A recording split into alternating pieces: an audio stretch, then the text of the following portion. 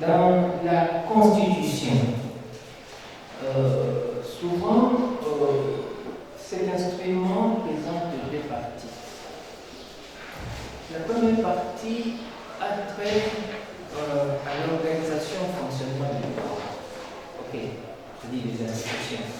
Là, on parle du président de l'institution, président de la République, gouvernement avec les premiers ministres et ses ministres, l'institution judiciaire, selon les ordres juridictionnels. On parle des institutions de la démocratie. Et également, ça c'est sur le plan de l'organisation, comment on y accède, c'est quoi les mandats, et aussi comment cette organisation fonctionne.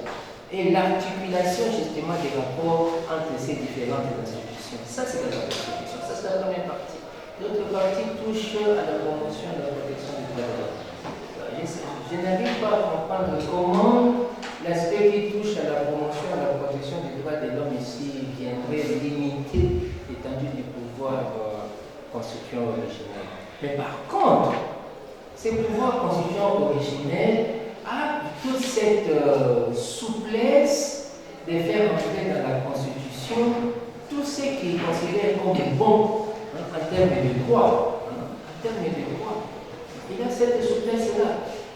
Alors, quand vous voyez l'histoire constitutionnelle de la démocratique du Congo, vous allez vous rendre compte que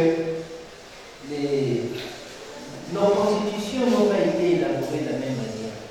Le contexte politique a beaucoup joué à l'élaboration de nos constitutions et par conséquent a joué sur les droits de l'homme contenus dans ces différents instruments juridiques. Je prends l'exemple. Quand on a affaire à une constitution octroyée, c'est quoi une constitution octroyée? C'est une constitution qui est l'effet du prince, c'est-à-dire donnée soit par un individu ou encore par les puissances étrangères. C'est le cas de la loi fondamentale de 1960.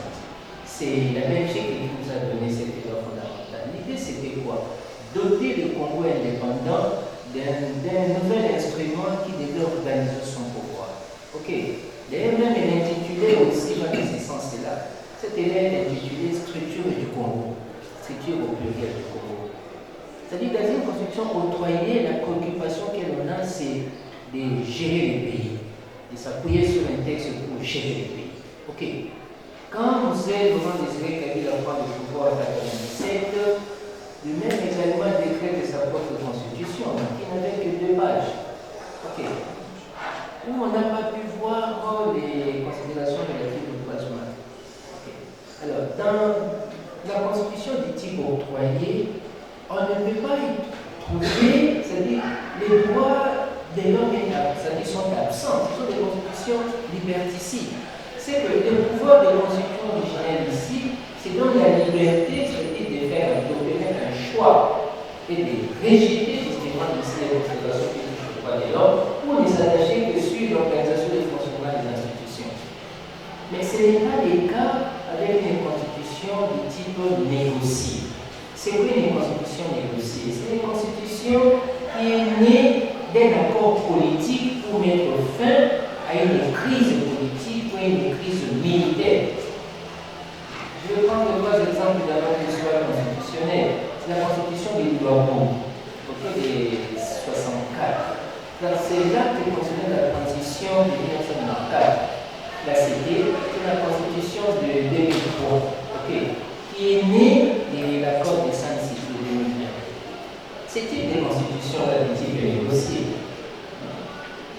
on dit présente un avantage réel à ce qui concerne les droits de l'homme.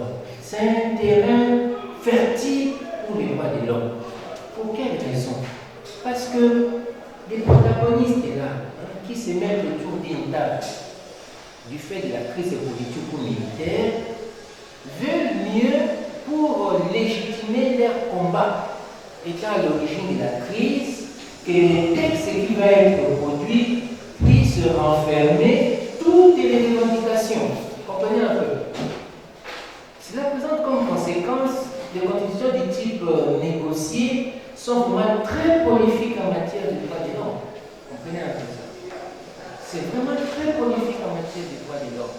Voilà pourquoi pour répondre à votre question, je dirais le pouvoir constituant originel est très illimité.